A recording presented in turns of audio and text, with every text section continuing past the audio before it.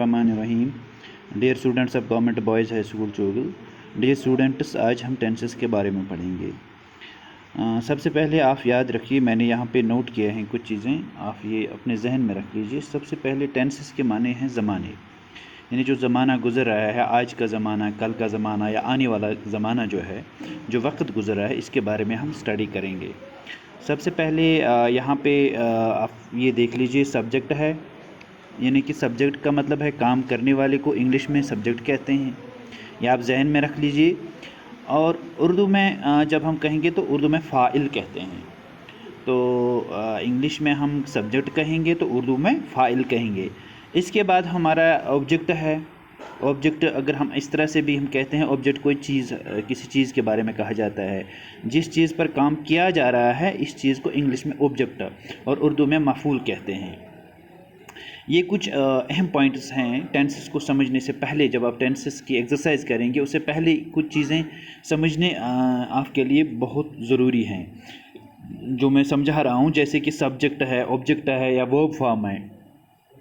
Verb form आपने पहले भी पढ़ा है। वर्ब मीन्स कि जो काम हो या उस काम को इंग्लिश में वर्ब और उर्दू में फ़ैल कहते हैं, ठीक है। यानी verb is a word which shows action, जो कोई काम दिखाए। जैसे हम कहते हैं असलम खत लिखता है, ठीक है। तो यहाँ पे लिखना जो है डैट इज़ वर्ब, ये काम है, काम को जाहिर कर रहा है। इस जुमले में असलम फ़ाइल सब्जेक्ट है और खत लेटर मफ़ूल ऑब्जेक्ट है, और लिखना राइट फेल वर्ब है। ज़माने बुनियादी तौर पर 3 तरह होते हैं। मैंने इससे पहले भी आपको बता दिया है कि जो ज़माना होता है वो 3 तरह का होता है, ठीक है। सबसे पहले इसमें यह है कि जो इस वक्त ज़माना गुज़र रहा है हाल में, जिसको उर्दू में कहते हैं फ़ेल हाल, इसको हम प्रेजेंट कहते हैं। वो खत लिखता है, ठीक है, ये है प्रेजेंट।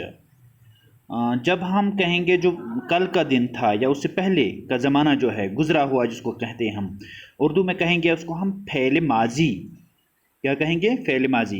इंग्लिश में कहेंगे उसको पास्ट, ठीक है, पास्ट टेंस। तो जैसे कि एक मिसाल मैं देता हूँ यहाँ पे, वो खत लिखता था, वो खत लिखता था। He was writing a letter, यहाँ पे वॉज इस्तेमाल किया जाता है जो इंडिकेट करता है पास्ट के बारे में।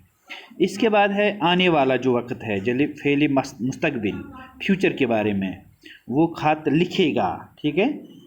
तो ये 3 ज़माने के बारे में है कि जो ज़माना इस वक्त गुज़र रहा है, प्रेजेंट है, फ़ेल हाल है, फिर फ़ेल माजी है यानी पास्ट टेंस है, फिर फ़ेल मुस्तकबिल है, फ्यूचर है। अब हम इसे आगे बढ़ते हैं। प्रेजेंट इंडेफिनिट टेंस सिंपल, इसके बारे में पढ़ेंगे। उर्दू में निशानी इस टेंस में उर्दू के जुमलों को आखिर में ता या ती है, या ते है, ती हो वगैरह आता है। इंग्लिश में तर्जमा करने का तरीका, उर्दू से इंग्लिश में तर्जमा करते वक्त सबसे पहले हम सब्जेक्ट लगाते हैं, ठीक है, फिर वर्ब की पहली फॉर्म लगाते हैं। जैसे subject plus first form of verb. अगर हमारा subject for example he, she, it singular noun हो तो वर्ब के साथ ES का इजाफा करते हैं। ये कुछ चीज़ें हैं, आप याद रखिएगा। और अगर आई, दे, यू, वी या प्लूरल नाउन के वर्ब के साथ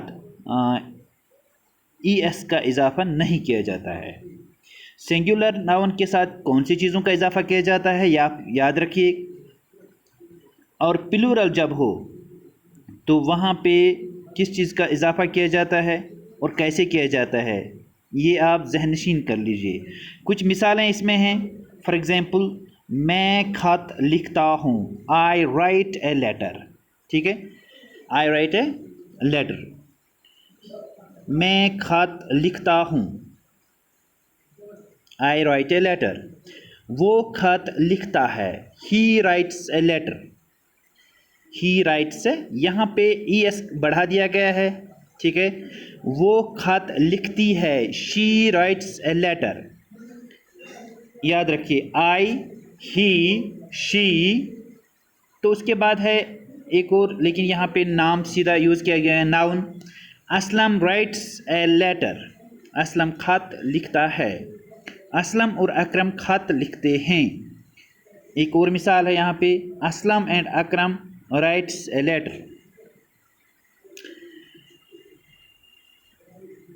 इसके बाद है प्रेजेंट इंडेफिनिट टेंस अगर नेगेटिव फॉर्म में हो, ठीक है, ये अफर्मेटिव फॉर्म में है, ये सब जो है ये पॉजिटिव फॉर्म में है, अफर्मेटिव फॉर्म में है।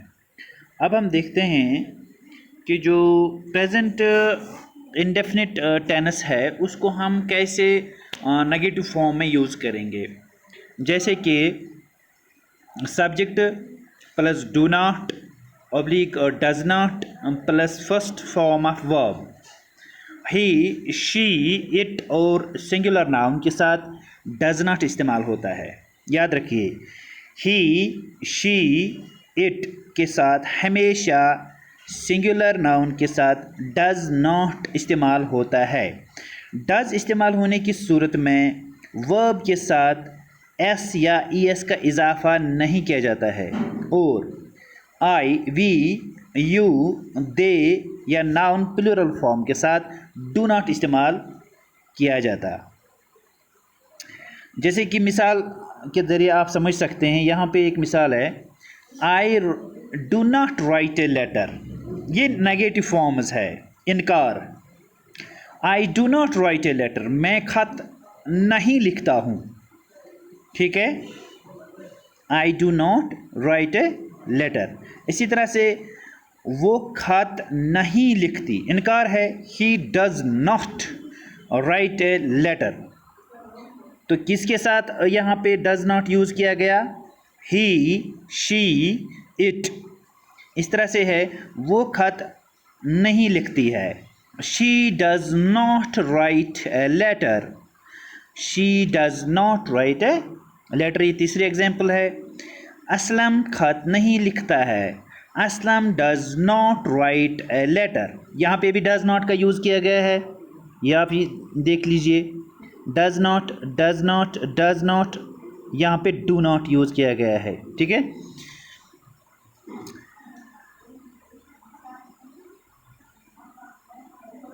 इसके बाद हम पढ़ते हैं present indefinite tense interrogative form में। या आप याद रखिए, ये सिंपल फॉर्म में भी हो सकता है जिसे हम पॉजिटिव फॉर्म कहते हैं या सिंपल फॉर्म कहते हैं। ये नेगेटिव फॉर्म में इनकार के सूरत में भी हो सकता है टेंस, और ये हम इंट्रोगेटिव जिसे हम क्वेश्चन मार्क कहते हैं उस सूरत में भी यूज़ किया जा सकता है। क्योंकि आप इंट्रोगेटिव समझते हैं, इंट्रोगेटिव मीन्स ऐसी सेंटेंसेस जहाँ पे हम सवाल पूछते हैं, क्वेश्चन पूछते हैं। लेकिन हम टेंस में कैसे यूज़ किए करते हैं ये आप याद रखिए। जैसे कि ही शी इट और सिंगुलर नेम के साथ जुमले के शुरू में डज इस्तेमाल होता है। अगर हमें ही शी इट के और सिंगुलर नेम के साथ हमेशा हम डज का इस्तेमाल करते हैं। डज इस्तेमाल होने की सूरत में वर्ब के साथ इजाफा नहीं किया जाता है, एस का इजाफा नहीं किया जाता है। जैसे हम कहेंगे प्लूरल नाउन में वी यू दे के साथ डू जुमले की शुरू में इस्तेमाल किया जाता है। जैसे कि मैं खत लिखता हूँ, क्या मैं खत लिखता हूँ, do I write a letter. लेकिन यहाँ पे नोट ऑफ इंट्रोगेशन का आपको खास ख्याल रखना पड़ेगा। Note of interrogation, do I write a letter, क्या मैं खत लिखता हूँ, क्या वो खत लिखता है, does he write a letter. यहाँ पे दो चीज़ें हैं, डू और डज। याद रखिए, डू कहाँ पे यूज़ होता है, do I write a letter. यहाँ पे जब आई का यूज़ किया गया है तभी हम, जहाँ पे आई का यूज़ किया है तब हमने डू यूज़ किया है, डू आई। लेकिन जब ही का यूज़ किया गया है या शी का यूज़ किया जाता है या इट का यूज़ किया जाता है तो डज का इस्तेमाल करना पड़ता है। वहाँ पे हम do he write a letter नहीं कह सकते हैं, do she write a letter नहीं कह सकते हैं, तो वहाँ पे हम डज का इस्तेमाल करते हैं। जब हमें आई का इस्तेमाल करना हो तो हम do I write a letter, क्या मैं खत लिखता हूँ, अगर हम does he write a letter, क्या वो खत लिखता है, तो इसका हम इस्तेमाल करते हैं। तो ये था आज का लेक्चर इतना ही। इसके आगे हम कल पढ़